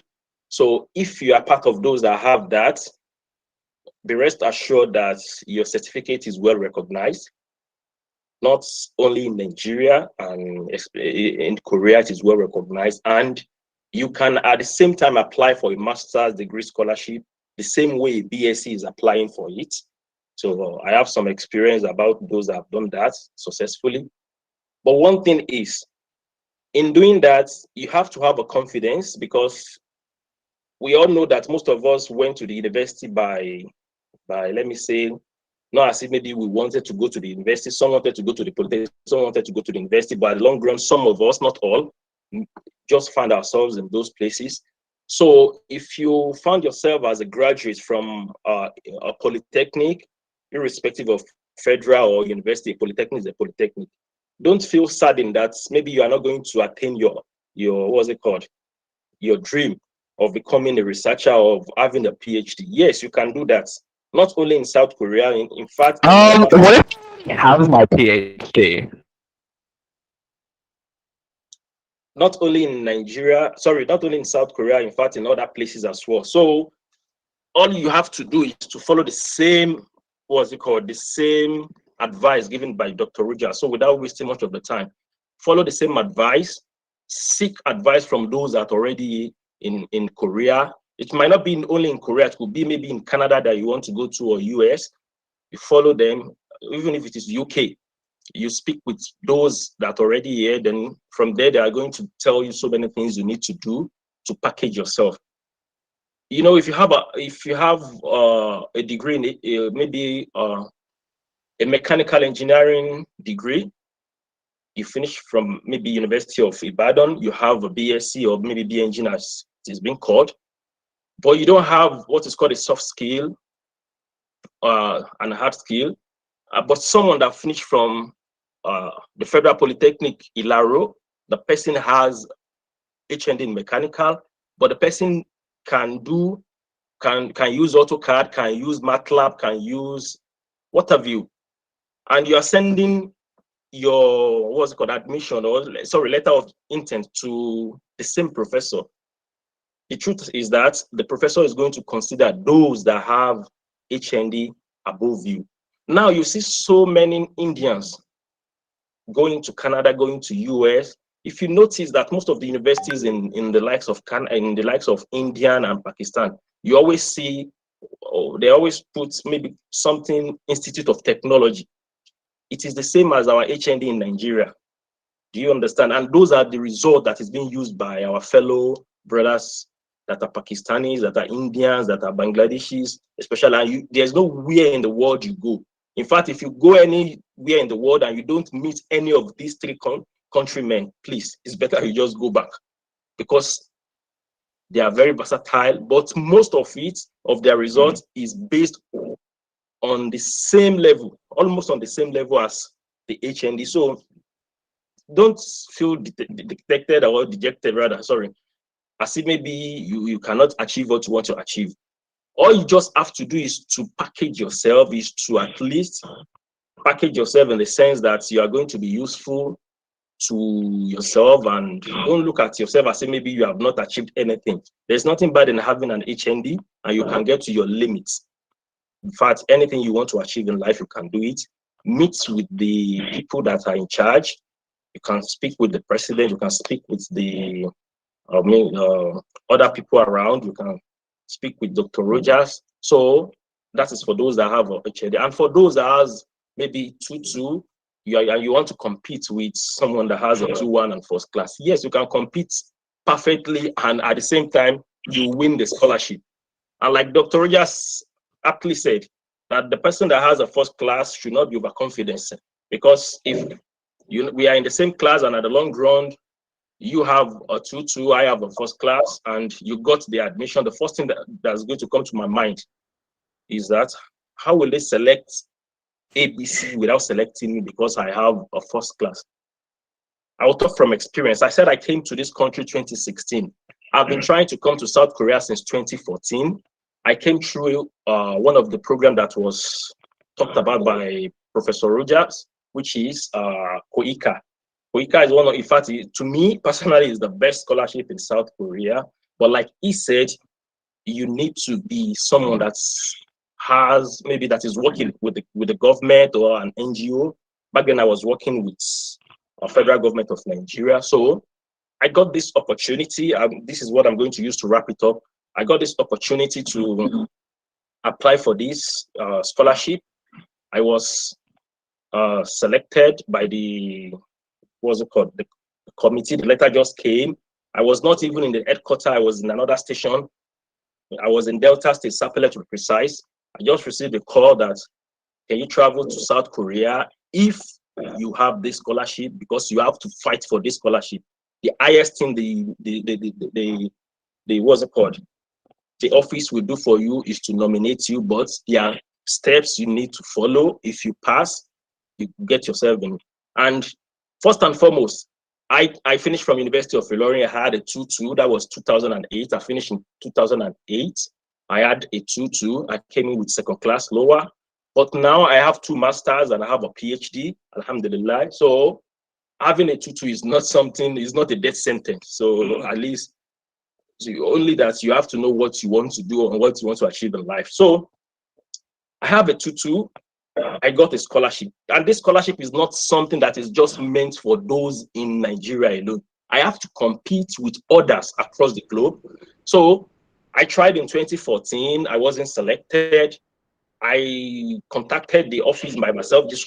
As at that time, the school sorry, my office did not even say anything again. They are forgotten. You know, we all know how we do things in our country. So because I had already put in some efforts by myself in 2014, in fact, I was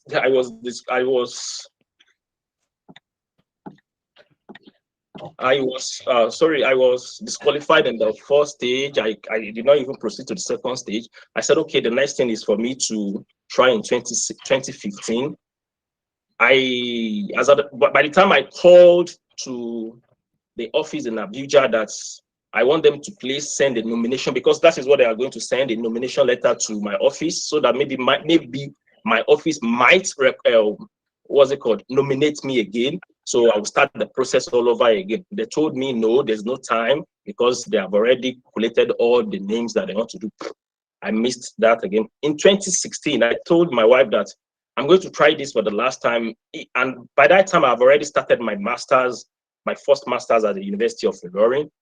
So I said, if I try this and I didn't get it, at least I'll be finishing my master's in 2016. When I finish, I will just apply for a PhD in. Dr. Sir, yes. Time is almost up. Please help us quickly. Okay. So to wrap this up, I applied for the scholarship, and in the midst of what we have, they will select 20 out of all those that are available across the globe. And I got this scholarship. So how did I get this scholarship? Just one thing. During the presentation, 11 of us were, interviewed at the embassy in Korea embassy in Nigeria. The interviewer specifically said one thing, and I want you guys to just know this. He said that because I was the 11th person that was interviewed, he said, out of all the 11 that were being interviewed, I was the only one that specifically stated the exact thing I want to do in South Korea. And what was that? Study plan. So that was how God assisted me in getting the scholarship. And from there, everything is, alhamdulillah, from there now. So thank you so much. I wish you all the best. If you have a HND or you have a BSc, maybe 2221 or first class, all you have to do is put in more effort to get a scholarship. Everything is not just by your first degree. So thank you so much. Thank you for your time.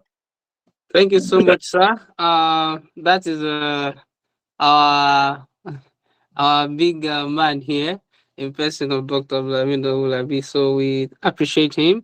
And what he just gave us in just a few minutes is an experience that has been accumulated for almost a decade experience. So we wish that we could have time to discuss this more and more, but the space and the time would not permit us. So I would like to call on the pioneer vice president of the Nigerian Student Association, in person of Dr. Bashir Adelodun, who would also take us through some scholarship experience.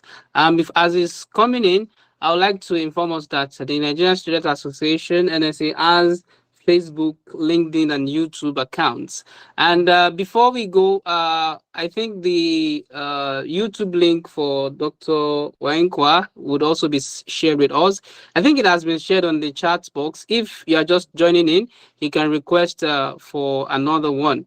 So I would like to call on Dr. Bashir Adelodun to also come in to give us a little bit of scholarship experience based on his own view.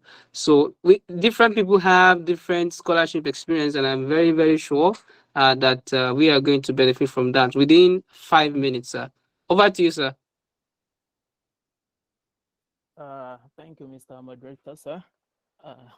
I'm thanking everyone for attending this a very novel and good program.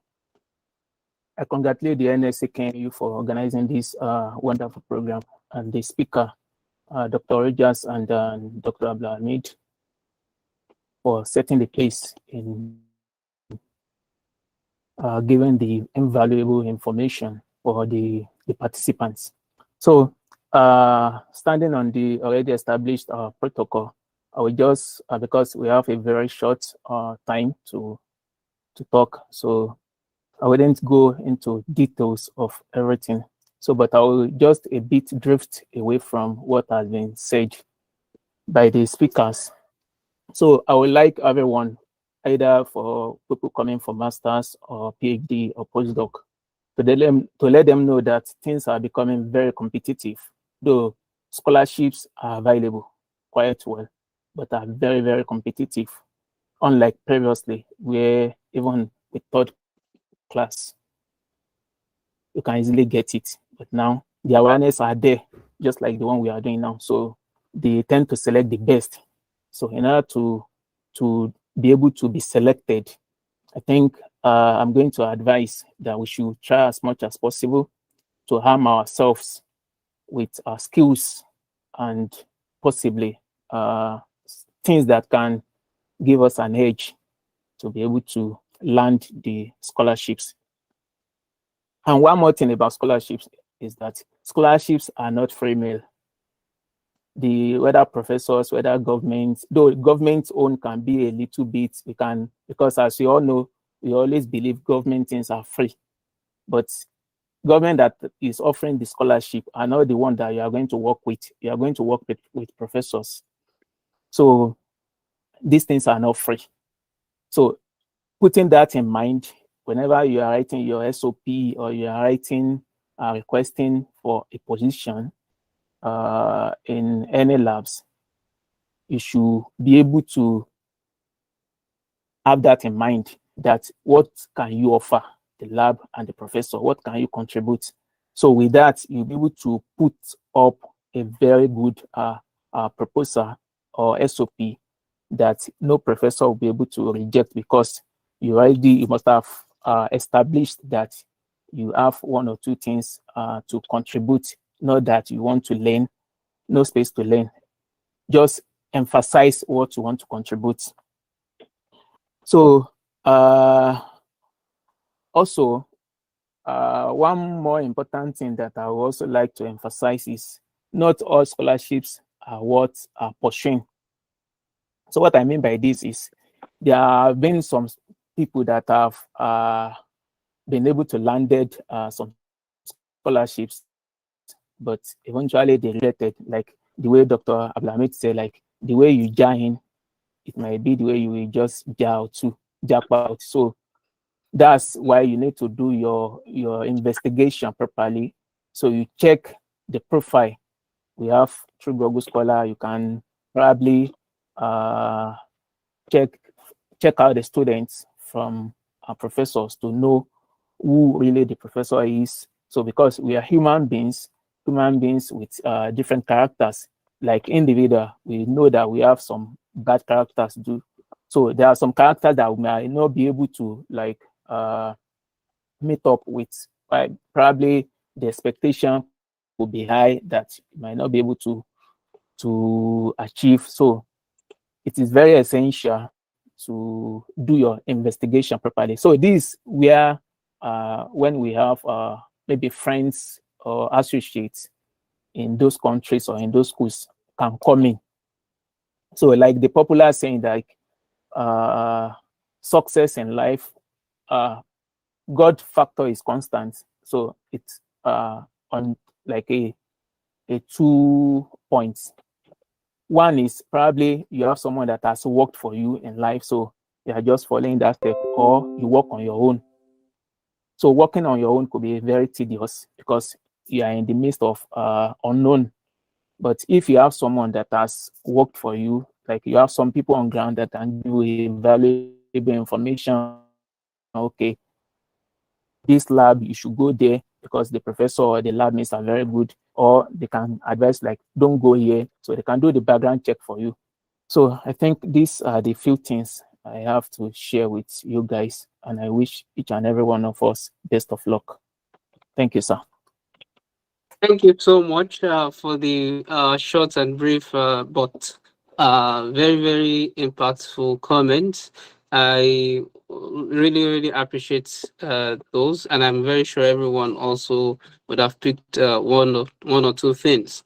I know there are other questions that have been rummaging in our mind, and this is a fertile ground to ask them. I have some list of questions here, and I am very sure either of the resource person or Dr. Abdulhamid or Dr. Bashir can help us analyze and give answers to them. They are numerous, but we have less than 15 minutes to finish this session. So I would like to, and we'll still have after question and answer. So I would like to pick just two or three of these questions to be answered. Are GRE, IELTS, TOEFL required for Korean scholarship as asked for Kabir Olorede? The question has been answered already. What is the age limit for scholarship? Okay, I'm sifting through. Just want to pick three that will cover the questions that have not been answered. So, this is a very good question. I would like Dr. Rogers to answer this. Does any of these scholarships give room for dependent? Does any of these scholarships give room for dependent? So, Dr. Rogers. Yes. Okay. Yes. The question, does it give room for dependent? Like, you mean accompanying spouse or? Yes. Well, it doesn't really give room, but it makes it easier for you to take your dependent along. For example, it was easier for me to bring my wife along when I was doing my PhD. So I had a higher advantage to invite her to South Korea while doing my PhD under Global Korean Scholarship. But for if I wasn't under the scholarship at that point, it would have been very difficult, and maybe I might not be able to bring her along. So that is the benefit of it. Okay. Yeah. Okay. Thank you so much. Um, to quickly add to what Doctor has said, so I know Doctor has already enumerated some scholarship, KGSP, KOICA, Korean KNU or Kangwon University scholarship. So for KOICA, especially if it is masters, you are not allowed to bring your family, but I'm not sure if that's the correct answer for KOICA. But for KGSP, for PhD, I know of that, and if it's for institution scholarship, I know there are also like the KNU or Kangwon University, so you can bring in your spouse, so and your children, irrespective. It comes with its own terms and conditions, though. So but the simple answer is that there are chances for that. So there's another question. Can one apply for PhD directly without having master's degree? So I would like Dr. Bashir to answer this. Can one apply for PhD directly without having master's degree? Is it possible? Yeah. What is possible here is not that you don't. It is So called there's another combined degree. question. Like Can one apply for you are PhD going to directly without do having master's it's more degree? than the So period I would of like the Dr. study. Bashir It's more to than answer having this. to go Can through one the apply for PhD directly without just having masters master's only degree? or PhD Is only. it possible? So they combine it at the end of the day. You Yeah. get your What is combined possible degree. here is not that you So it don't. is possible. So So we have, I there's think we another have question. many NSAKNE members Can that can one apply for contribute to PhD that. directly without Although having it master's is more degree? than the So period I would of like the Dr. study. Bashir It's more to than answer have this. to go Can through one the apply for master's PhD degree, directly without just having masters master's only degree? or PhD Is only. it But if possible? it's what you have on the table at the end of the day is a Yeah. combined degree program. What is You can combine as possible well. here is not that you So it don't. is possible. Okay. So we have some there's another learning question, and NSA members can one and apply for we are going HSC to have, directly without having although it master's is more than degree? advisable, So I would like if it is Dr. Bashir possible to to have answer this. Can one apply for master's degree, PhD directly without just having master's master's degree or degree? PhD Is only. it But if it possible? is what you have on the table at the end of the Hamis, day is better to get what is combined as possible well. here the is question not was that you that So it don't. is possible. I currently So have we have some there's another question, remaining and NSA can members one and apply for we are going HSC to have, directly without although having it master's is more than degree? advisable, So I would if like it is Dr. possible Bashir to to have answer this. Can one apply for master's PhD degree, directly without just having master's master's degree or degree? PhD Is only. it But if it possible? is what you have on the table at the end of the day is better What is combined as possible well. here The is question not was that you that So it is don't. possible. I currently So we have some there's another question, and can one apply for HSC directly without having master's it's more than degree? advisable. So I would like If it is Dr. possible Bashir to answer this. Thank you so Can much one for the apply for moderator. PhD Yes, directly without just having it's going to be master's an degree? advantage Is it possible? A chance for having such, even if it is going to, if it is a local journal, it doesn't really matter because you're applying for masters. I already stated something similar, that someone coming with a BSc and someone with an HND, and that person is equipped with the necessary tools that is needed by the professor. The professor is going to go for the person that has the tools that is important to his lab. So if you can have more, yes, but if you have just one, it is better, because normally for your bachelor degrees, you are not expected to have a publication. That is just the normal things that we believe in back home. So from your thesis, you can bring one or two, and with just that is okay. So thank you so much. Thank you so much. I have some other questions here regarding how do I translate from Korea to French and Korea to English, and what is the range of pages for writing SOP? To quickly answer that, because our time is going fast. So for translation of document, translation of from Korean to English language. I think this questionnaire came late, so it has been discussed in detail. So you can use a browser to do that, and you can use maybe Google Translate to translate the information. And if you need more information about that, you can you can check our YouTube or Facebook or LinkedIn page for the recording of today's session. So there's another question: what is the range of pages for number of words or pages to write for SOP? Usually, on a general term for SOP, it shouldn't exceed 2 pages, and not too large fonts. Times New Roman 12 space with 1.5 space. So not more than 2 pages is it's overdoing it regarding the especially when there is no specification. There are some scholarships that require that this number of words and this number of pages, and this is the rules. So that is how to go about that. Dr. Wainkwa has shared his YouTube page on the chat box. The president has also shared the YouTube page for NSA and the Facebook page, and also for the LinkedIn page. So for those who were able to register before the registration was closed, you will still be getting more information regarding the updates on the scholarship or the links that have been shared so far in this session.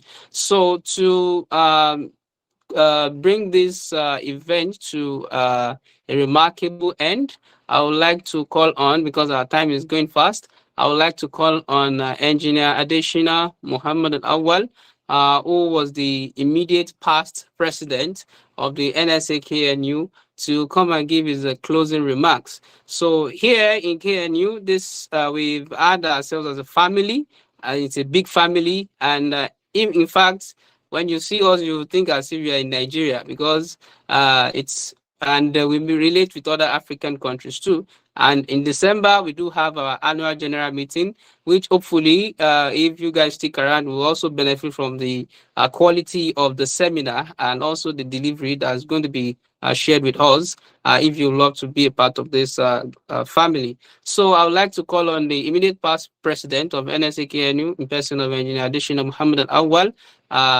Oh, thank you. We are expecting you from Pohang too, Mr. Biliaminu, we are expecting you.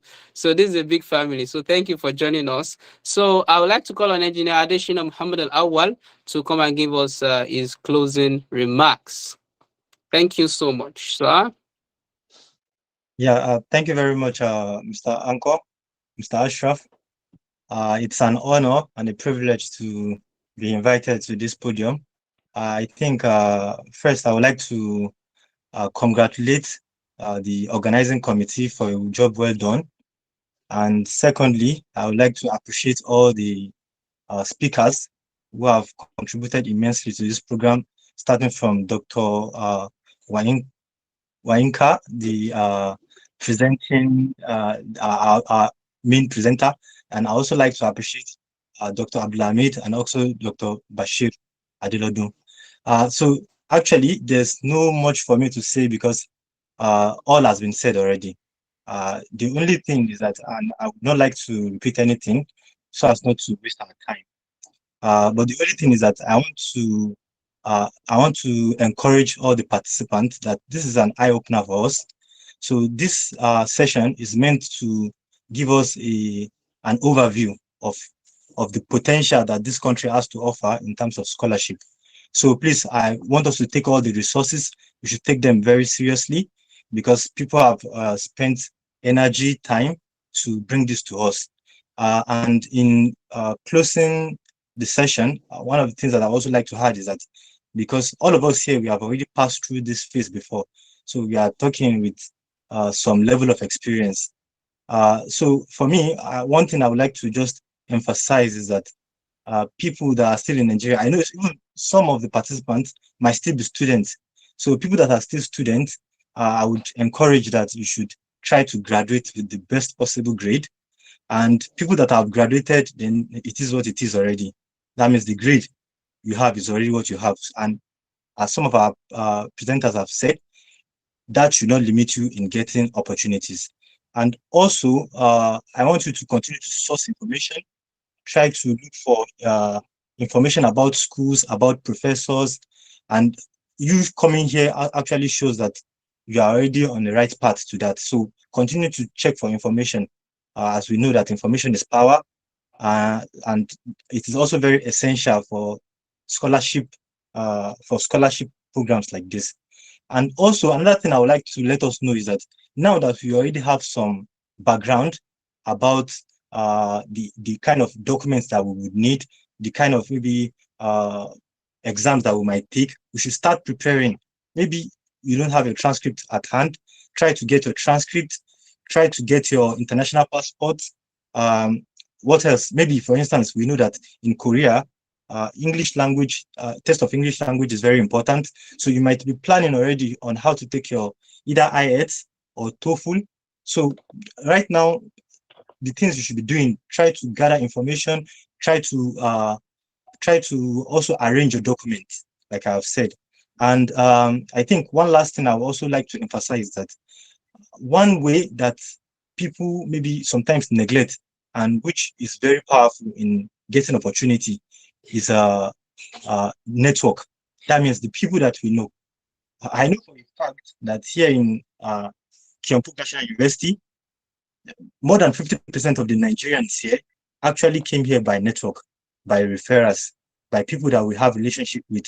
So sometimes when these people get information, they pass it to other people that they know that this information is going to be valuable to them. So also try to ensure that you have this kind of relationships. You have people that you can get this kind of information from.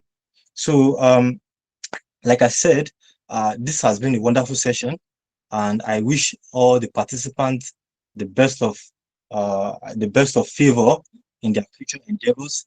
And I wish probably one day would probably meet in Korea or some other places in the world. Thank you very much. Thank you so much. I really appreciate. Uh, some people might be wondering. One thing I would like to add that anytime you are coming to Korea, just prepare that you are coming for an 18-hour flight.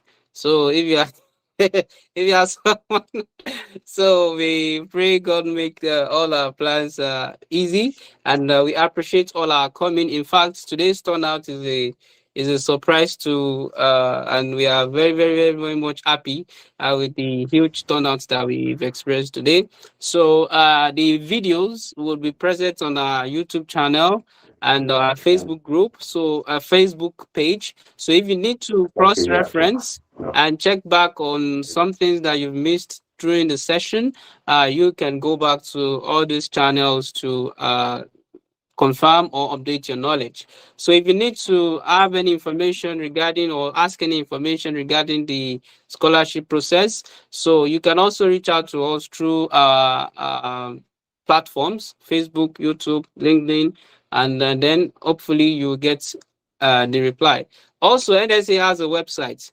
The website of NSA is www.nsa.com. So then the PPT of today's session will be sent to all the participants as have been updated by the organizers. The PPT will be sent. The website is www.nsaknu.com. www.nsaknu.com. Facebook, NSAKNU, Twitter, NSA_KNU, LinkedIn, NSAKNU. So that has been our efforts in giving back to the society from what we've learned so far. And I hope Almighty God bless this endeavor. And by the next time we're having this huge gathering, it will be a scholarship gathering whereby there will be a sponsorship of different people to come and study in different advanced countries in the world. So I would like to add that we shouldn't forget that the reason why we are so much concerned about this is just to contribute our quota to the development of our country. So whatever you are doing, know that you are an ambassador of Nigeria. So as an ambassador of Nigeria, anything we do, we are also representing our country. One thing that I got that shocked me from one of Dr. Wainkwa's presentation was the fact that Ethiopia got banned because some of the previous participants in the previous scholarship absconded. They refused to go home when the government said they should be going home. So that is a sign to show that even one mistake from an individual from a country in a foreign land can also affect the other nationals from the same country. So let us be wary of our activities as a Nigerian or as an indigene of a particular country wherever we find ourselves outside the shores of our country. So without further ado, I remain my humble self, and I've been your host in person of Ashraf Akintola. I am also the CEO and founder of Noble Kimbat Limited. Noble Kimbat Limited is an impact development company that is focused on developing the expertise of Africans, especially Africans, in the area of bioinformatics, data science, education, health, and media and publicity. So that is what Noble Kimbat Limited is all about. And Noble Kimbat Limited is also a beneficiary of the initiatives by the NSA and especially the founding president of NSA. So this is just to show that we are making progress, and NSA is a body that is growing in leap and bound. Thank you so much, everyone, for attending to this session, and we hope to see you soon in Korea, in good health and in happiness, and in a state in which you'll be like, thank you for organizing that event, and we really appreciate your presence here. So officially, this session is over. Thank you so much. Kamsa Amnida. So you can share your information on the chat box. So if you still need, you can share your information. The meeting link will still be on for the next 30 minutes. So share your info, and so that we can harvest your information from there, and then you can be sent the need. The Nigerian Students Association, NSA, Kyungpook National University, Daegu, South Korea, cordially invites you to a free online webinar on scholarship opportunities in South Korea for graduates and... So, hello.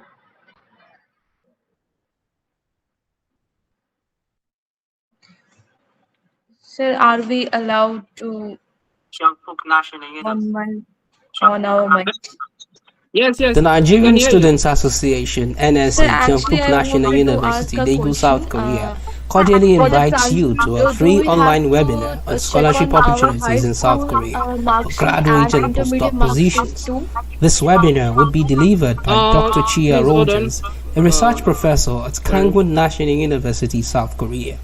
The webinar would come Now up come on again, Monday, please. 3rd You of October asked regarding 2022, transcripts. between 11 a.m. to Yeah, 1 I p.m. asked Nigerian about, time. actually I'm To a be a graduate part, student, click so on the I link came below to this know video about the and transcript watch us process. live on all So our do I social have media to platforms. transcript my Come on, graduation mark sheet only, or I have The to Nigerian Students transcript my Association, high school NSA, and Kyungpook National intermediate mark sheet? University, Daegu, South Korea, No, cordially just invites your you to a graduate free online transcript webinar is on needed. scholarship opportunities Just in your South Korea BSc. for Or graduate if and it is postdoc masters you're positions. applying for, This just webinar your would be BSc delivered by transcript. If Dr. it is Chia Rogers, PhD a you're research applying professor for, at Kangwon just your National masters University, and South your Korea. undergraduate The webinar would transcripts. come up Those on are the ones Monday, you need. 3rd of October 2022, between 11 a.m. to 1 p.m. Nigerian You're time. welcome. To be a part, click on the link below this video and watch us live on all our social media platforms. Hello. Come on, come on. Please. The Nigerian Students Association, NSA, Kyungpook National University, Daegu, South Korea, cordially invites you to a free online webinar on scholarship opportunities in South Korea for graduate and postdoc positions.